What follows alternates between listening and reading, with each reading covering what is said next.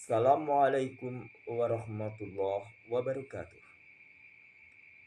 Innal hamdalillah nahmaduhu wa nasta'inuhu wa nastaghfiruh wa na'udzu billahi min syururi anfusina wa min sayyiati a'malina may yahdihillahu fala mudhillalah wa may yudlil fala hadiyalah. Asyhadu an la ilaha illallah wahdahu la syarikalah wa asyhadu anna Muhammadan abduhu wa rasuluh alladzi la nabiyya ba'dah. Allahumma shalli ala Muhammad wa ala alihi wasallam. Amma ba'd. Ikhwan akhwat rahimakumullah. Alhamdulillah wa syukrillah. Berkat rahmat, karunia serta pertolongannya, kita masih tetap dikasih semangat dan kesadaran diri, juga tumbuh rasa mau untuk menuntut ilmu. Di sisi lain kita juga bersyukur atas kesempatan pagi ini. Insya Allah kita akan menggali makna yang terkandung di dalam surat Ali Imran ayat ke-93 hingga 95. Sebagai gambaran, ayat ini menegaskan bantahan kepada Bani Israel bahwa seluruh makanan dihalalkan bagi mereka. Di sisi lain juga menegaskan ayat ini membongkar kedustaan Bani Israel atas kitab Taurat. Allah juga menjelaskan di ayat ini memerintahkan seluruh kaum muslimin untuk mengikuti agama Nabi Ibrahim yang hanif. Untuk itu mari kita buka mushafnya. Insya Allah kita mampu mencerna apa yang tertera di dalamnya. A'udzu billahi minasyaitonir rajim.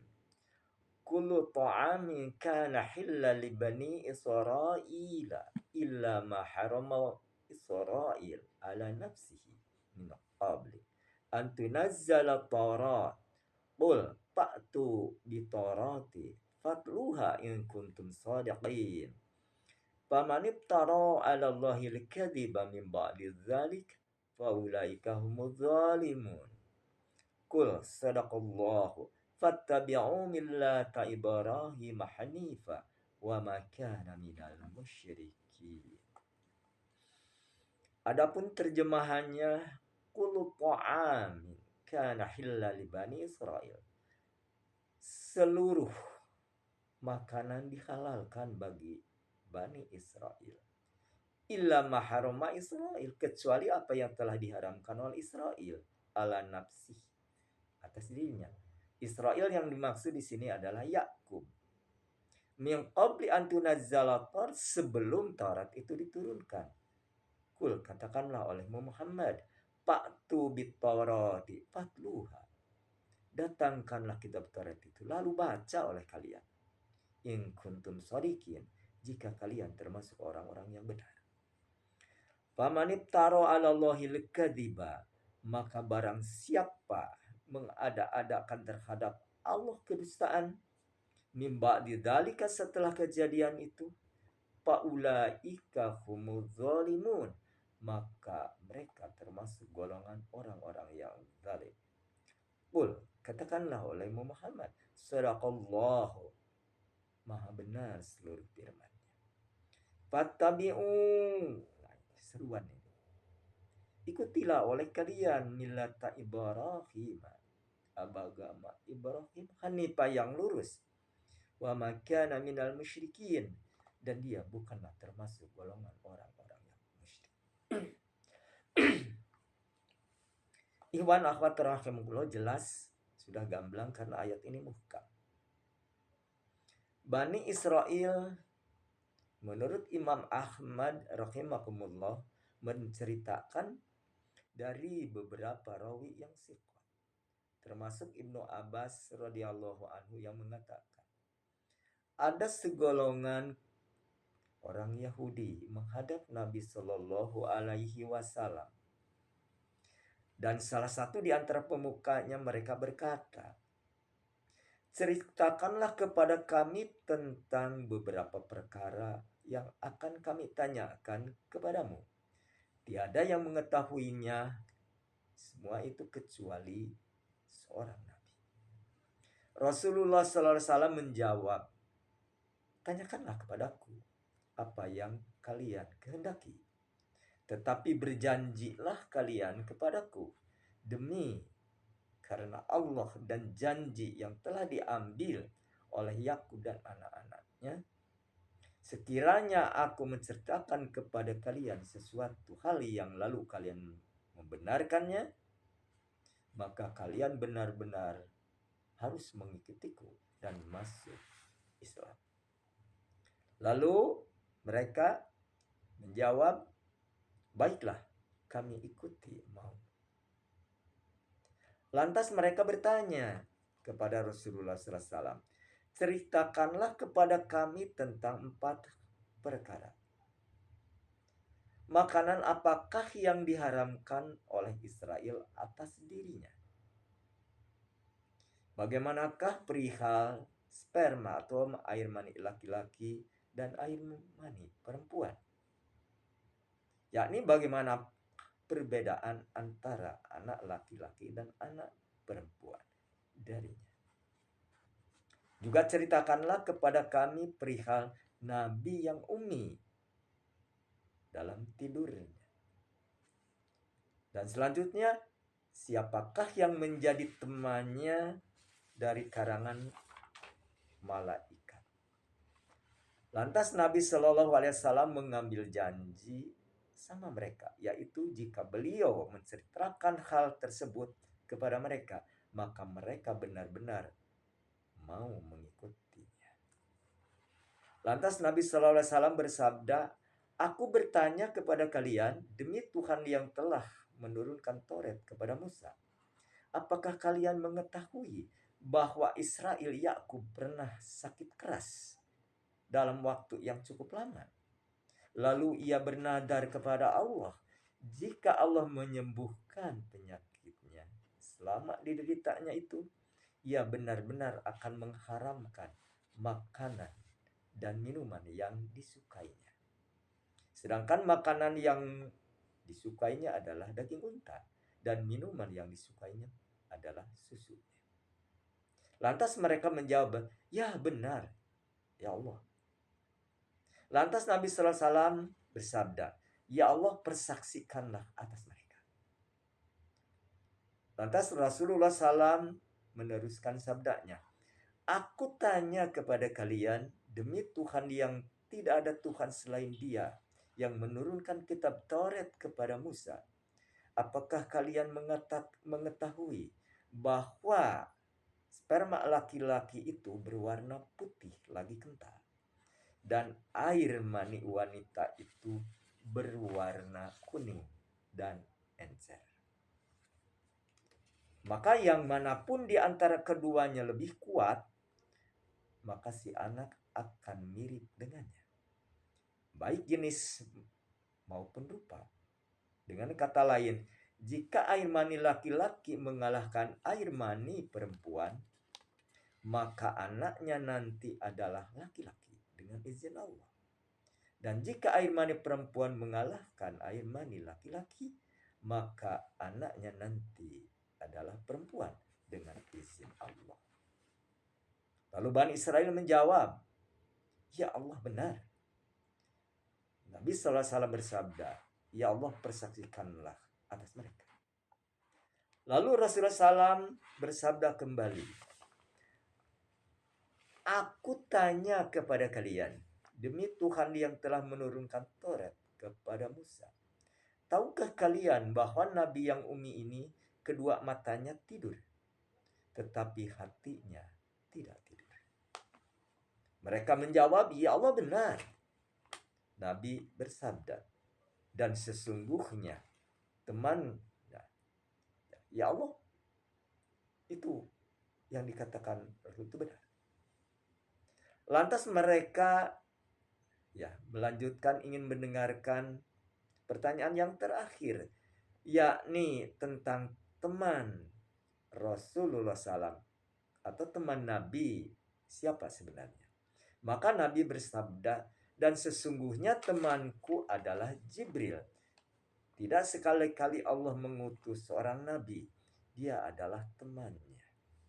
Maka mereka berkata, karena jawaban inilah kami akan berpisah dengan.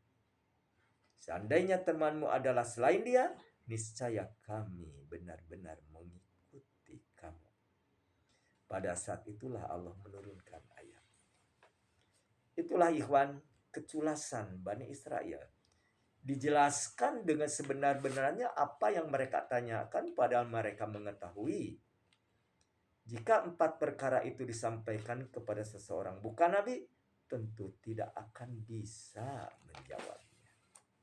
Namun Rasulullah SAW begitu jelas menyampaikan apa yang dijadikan pertanyaan mereka, dan Rasul mengambil janji dari mereka. Jika pertanyaan dijawab dengan benar, hendaklah kalian mengikuti agamaku atau masuk Islam. Setelah terjadi dialog komunikasi hal tersebut, tapi mereka tetap mengingkarinya. Itulah kebiasaan-kebiasaan atau karakter Bani Israel. Jika tidak selaras dengan hatinya, dia akan mengingkari. Ada satu pelajaran besar dari ayat ini, yakni kita jangan sekali-kali berdusta. Karena berdusta di hadapan manusia sama identik dengan Allah pasti menyaksikan kedustaan kita. Dan Allah juga akan memberi predikat kadzab jika dustanya berulang dan berulang, dijadikan kebiasaan. Kenapa? Rasulullah SAW juga pernah menyampaikan hati-hati ya tentang dusta. Karena dusta itu satu keburukan. Dan keburukan akan mendorong langkah kepada neraka. Begitu juga kejujuran, itulah kebaikan. Dan kebaikan itu akan mendorong kepada surga. Maka di sini jelas dusta juga termasuk salah satu ayat atau tanda orang-orang munafik yang sering kita dengar atau insya Allah udah kita hafal. Ayatul munafiqi salasun idza kaddas kadzab wa idza wa'ada wa akhlaf wa idza tu'mina khan. Tanda-tanda orang munafik itu ada 3. Satu yakni bicara selalu dusta. Ya. Lalu kalau janji mengingkari atau diingkari. Dan apabila diamanati dia khianat.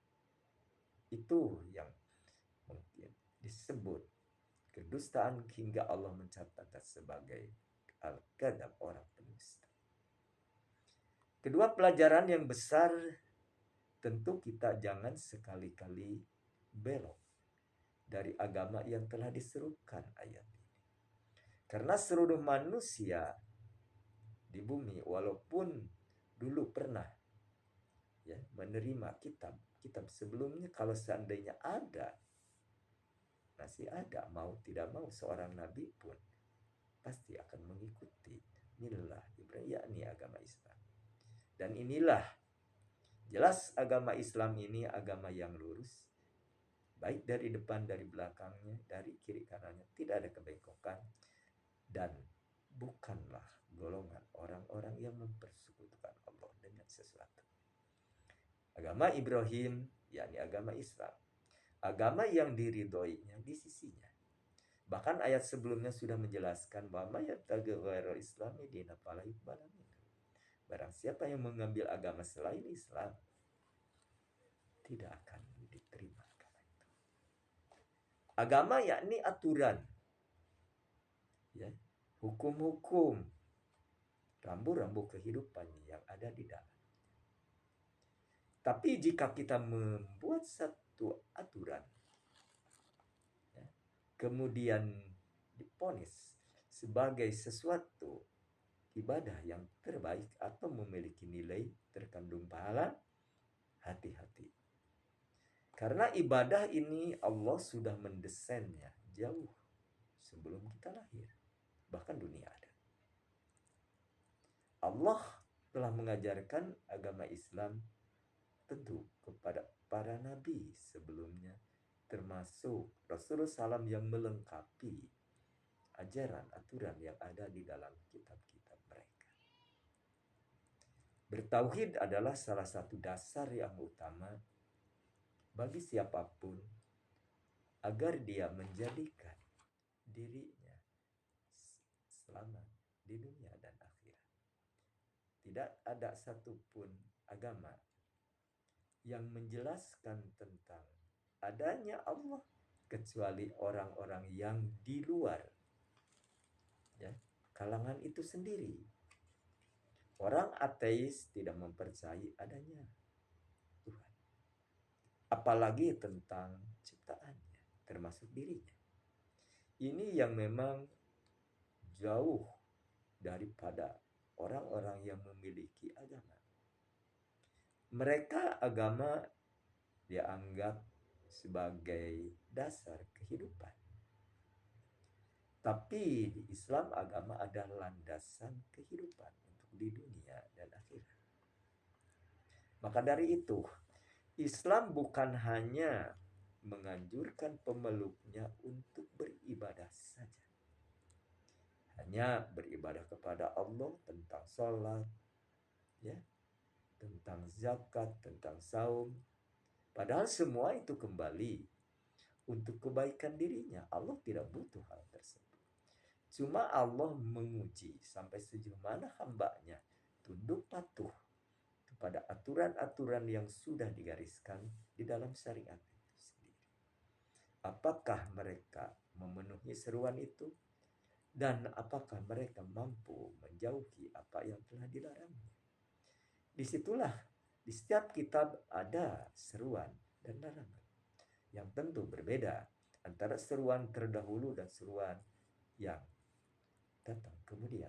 Tapi bertauhid adalah pokok dasar dari kitab-kitab yang sebelumnya, termasuk kitab yakni Al-Quranul Karim. Itulah ikhwan yang dijelaskan di dalam surat atau ayat Al-Imran ini.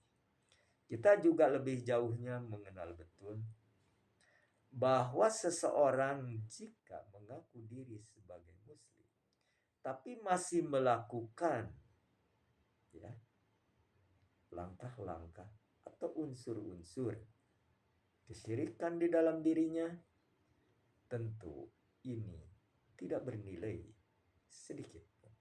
Karena semua amalan akan lenyap apabila melakukan sesuatu yang dianggap kesyirikan. Kesyirikan tentu berbeda bentuknya. Dulu di zaman Rasulullah SAW orang-orang Quraisy berbuat syirik dengan menyembah berhala-berhala. Tapi mereka mengakui yang menciptakan bumi dan langit adalah Allah. Menciptakan dirinya juga Allah.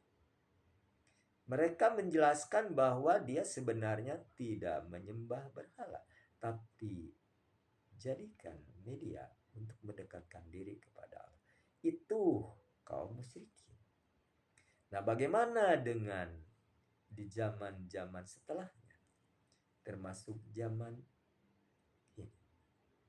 Tak sedikit tentu di antara saudara kita masih mengagung-agungkan tempat-tempat yang dikeramatkan, ya, atau benda-benda pusaka yang dipuja, diagungkan. Di sisi lain juga makhluk-makhluk gaib yang katanya menurut mereka memiliki kekuatan dasar. Nah, jika kita memiliki hati semacam itu, tentu sudah termasuk golongan orang-orang yang mempersekutukannya dengan sesuatu. Di sisi lain juga tentu orang-orang yang memenuhi hasrat, keinginan mengikuti hawa nafsunya, itu pun salah satu unsur yang membuat nilai kehidupannya tak memiliki plus. Kenapa? Dia mengikuti hawa nafsu identik dengan mempertuhankan hawa nafsu itu sendiri. Maka hati-hati di sini. Orang yang memiliki agama yang hanif, lurus. Tentu tidaklah demikian. Sebagaimana digambarkan tadi, wa makan minal musyrikin.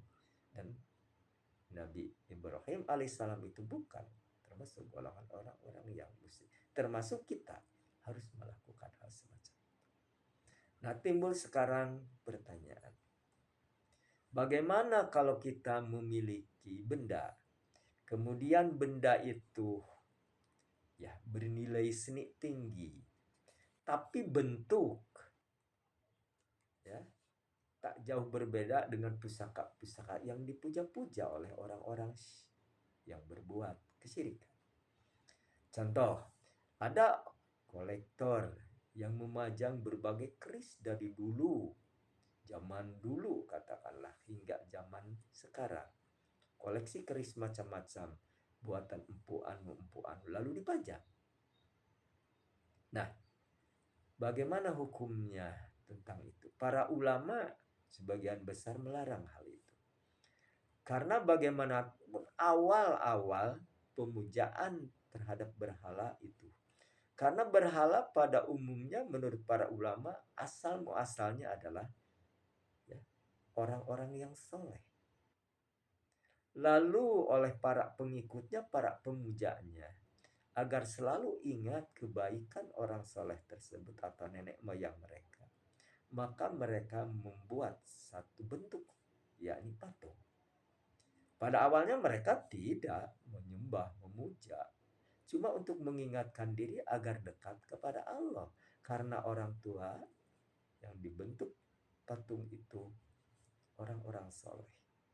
Tapi karena zaman terus berubah, tentu orang tersebut yang tadinya tidak memiliki itikat kecuali hanya untuk mengingatkan diri agar soleh seperti dia, ya tentu perubahan zaman terjadi. Anak-anaknya menyangka bahwa hal itulah, walaupun dijelaskan tentu secara kronologi inilah orang tua kita dulu, nenek moyang kita yang dulu, orang-orang soleh.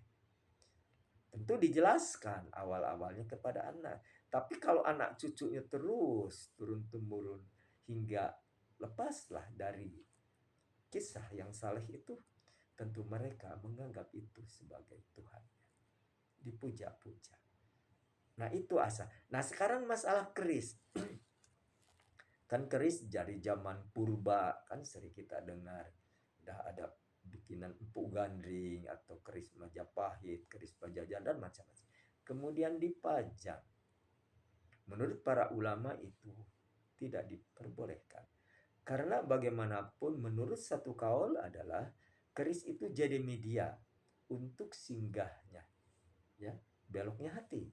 Karena mempercayai memiliki power, apalagi dengan harga nilai sekian karena memiliki kekuatan ini dan itu, kemudian jiwa atau maaf nilai seninya tinggi, estetiknya, ya, tentu memiliki hal tersebut. Tapi di agama Islam dengan hadis Rasulullah SAW yang menjelaskan man tasyabaha biqaumin fahuwa minhum. Barang siapa yang menyerupai satu golongan maka termasuk di dalamnya. Nah, orang-orang yang memelihara benda-benda tadi ya termasuk orang-orang yang berbuat sesuatu yang negatif. Bisa jatuh unsurnya kepada kesyirikan karena tasabuh itu hadis Rasulullah SAW yang sahih riwayat Imam Muslim dilanggar. Tapi ada juga satu kaul kan memang seni tidak apa-apa. Nah ini mungkin tidak berdasarkan dalil yang qat'i, yang jelas-jelas sudah dinaskan bahwa hal tersebut. Bukan saja keris, Gucci tentu ya. Lalu yang dianggap memiliki power itu raja-raja yang disimpan di jendela, di sabuk, di tempat uang, di dompet. Itu pun unsur-unsur yang biasa dilakukan oleh orang-orang jahiliyah dulu. Termasuk mungkin jahiliyah sekarang. Lebih banyak lagi ya, dan mungkin bervariasi. Seperti pasang susu untuk meningkatkan karisma, untuk meningkatkan kecantikan, meningkatkan mungkin di sini agar disayang ya, pimpinan dan banyak-banyak lagi disayang lawan jenis. Ini pun termasuk unsur. Nah, agama yang hanif, yang lurus, yakni agama Islam, melarang hal-hal tersebut. Karena semua yang ditakdirkan Allah itu bagi hambanya adalah yang terbaik. Walaupun hamba itu menerimanya dengan hati yang berbeda. Ada yang bersyukur atas nikmat yang telah diberikannya, besar atau kecil. Ada juga yang mengingkari nikmat walaupun besar dianugerahi Allah. Entah itu karirnya naik, entah hartanya melimpah, dimudahkan segala urusannya. Tapi mereka ya menganggap itu hasil jerih payahnya, itu hasil ilmu yang didapat atau hasil kelihaian. Tak jauh berbeda dengan menganggap seperti itu, seperti Nomrud dulu mengatakan tak jauh berbeda. Ini hasil tanganku, hasil ilmuku atau kelihaian. Nah, itu ada. Maka ujungnya seperti kita tahu apa ya balasan dari Allah bagi orang yang sombong. Tapi di sisi lain juga tentu ada orang yang ditakdirkan Allah mendapatkan kelimpahan harta. Tapi dia sadar hati bahwa di dalamnya ada hak mereka, yakni orang-orang yang di luar, yang memiliki status sosial, katakan di bawah, ada hak. Ya tentu dengan longgar. Mereka yang memiliki kelimpahan harta, yang juhud, yakin bahwa apa yang didapat itu adalah pemberian Allah dan amanahnya yang harus diberdayakan kepada hal-hal yang telah dianjurkan syariat. Seperti kita kenali orang-orang kaya terdahulu seperti Abdurrahman bin Auf, ya, Utsman bin Affan. Mereka itu memiliki kekayaan dan memang dalam berbisnis dia memiliki satu kelebihan dibanding yang lain. Maka kekayaannya itu begitu mudah, begitu longgar diberikan untuk fisabilillah juga bagi orang-orang yang membutuhkan, termasuk kebutuhan kaum muslimin saat itu. Beliau menginfakkan kebun kurma, membeli sumber-sumber dari orang Yahudi. Utsman bin Affan. Abdurrahman bin Auf juga tentu longgar memberikan. Termasuk Abu Bakar radhiyallahu anhu. Mereka tidak pelit kekayaan itu karena titipan. Bahkan melebihi, kalau Abu Bakar radhiyallahu anhu adalah memberikannya seluruhnya. Ketika ditanya oleh Rasulullah SAW, maaf, apa yang kau tinggalkan untuk keluarga? Jawab Abu Bakar Siddiq dengan tegas dan jelas, Allah dan Rasul yang aku siapkan. Nah itu, jadi di sini tentu keyakinan penuh itulah yang betul-betul diajarkan oleh Rasulullah SAW kepada para sahabatnya. Hingga yakin penuh balasan dari Allah itulah yang diharapkan mereka, bukan yang ada di tangannya. Di sisi lain juga tentu sahabat Rasulullah SAW bahkan mayoritas bukan orang-orang yang beruntung dalam dunia. Ada di antara mereka yang memang hampir-hampir ya tidak bisa memenuhi kebutuhan hidupnya sehari-hari. Namun Rasulullah SAW melihat betul hati mereka, kebersihan, kebeningan, bertauhid mereka, bahkan tunduk patuh kepada Allah dan Rasulnya tahu persis. Rasulullah SAW tentu suatu hari pernah meneteskan air mata karena ada cerita yang disampaikan oleh salah satu sahabatnya yang mengatakan Rasulullah SAW memiliki sahabat tentu ya berbeda-beda. Ada yang jauh, ada yang dekat. Suatu saat ada orang yang jauh, ya, jauh dari masjid maksudnya, dari tempat tinggal Rasulullah, karena Rasulullah SAW itu ya berdampingan dengan masjid. Rasulullah SAW melihat setiap salat jamaah ada salah satu sahabat yang duduk di pojok masjid, ya, tidak mau ke depan sebelum qomat dikumandangkan. Dia selalu di pojok. Mungkin jadi perhatian Rasulullah SAW. Suatu saat Rasulullah SAW kehilangan orang tersebut karena dia itu selalu salat berjamaah, tapi suatu saat di subuh Tidak ada, tidak nampak. Lalu Rasulullah SAW setelah sholat subuh itu, setelah biasa wirid tentu berdoa memohon kepada Allah, bertanya kepada sahabat saleh, tahukah kalian seseorang yang biasa duduk di pojok itu? Oh ya Rasul, saya tahu. Di mana rumahnya? Salah satu sahabat menunjukkan, ya Rasulullah, jauh lumayan dari tempat ini. Tidak apa-apa, kita datang ke rumah. Lalu berangkatlah Rasulullah SAW setelah salat subuh tersebut. Sampailah di tempat yang dituju itu waktu duha, karena mungkin perjalanan terbilang panjang.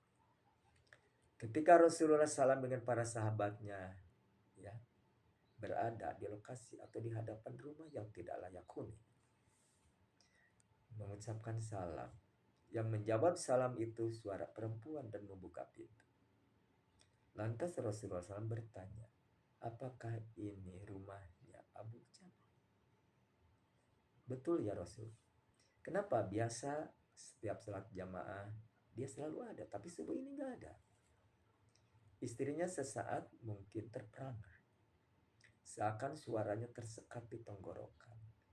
Lalu mengatakan, ya Rasulullah, dengan suara yang parau, semalam suamiku meninggal dunia. Lalu Rasulullah SAW mengucapkan innalillahi wa inna ilaihi raji'un dan berdoa untuknya.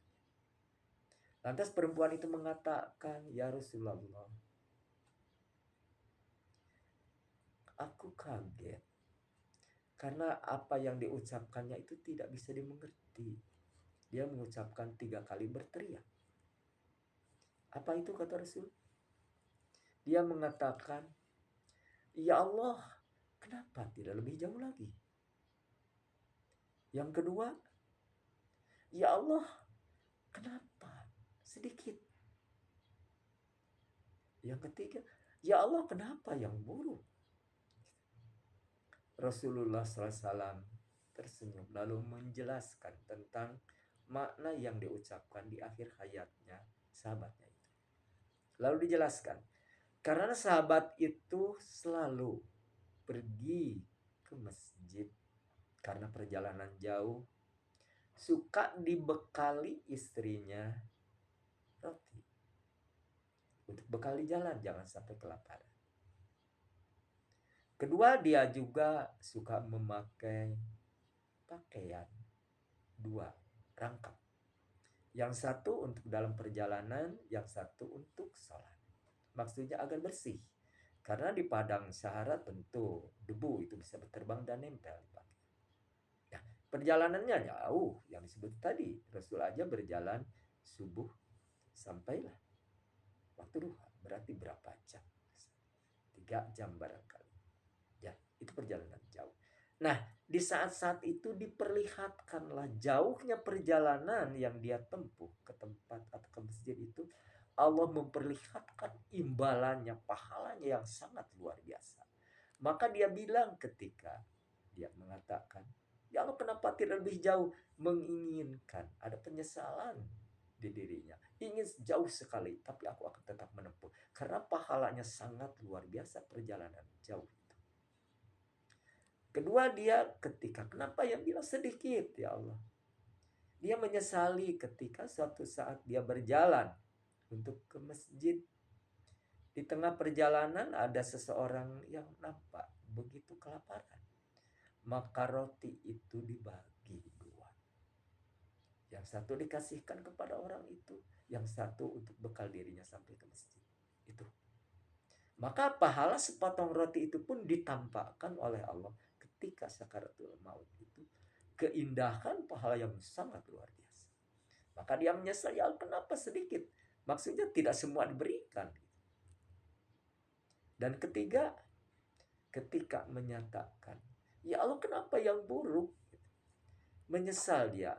Dikasih baju yang buruk tapi pahalanya subhanallah betapa ya besarnya, walaupun ngasih barang yang buruk.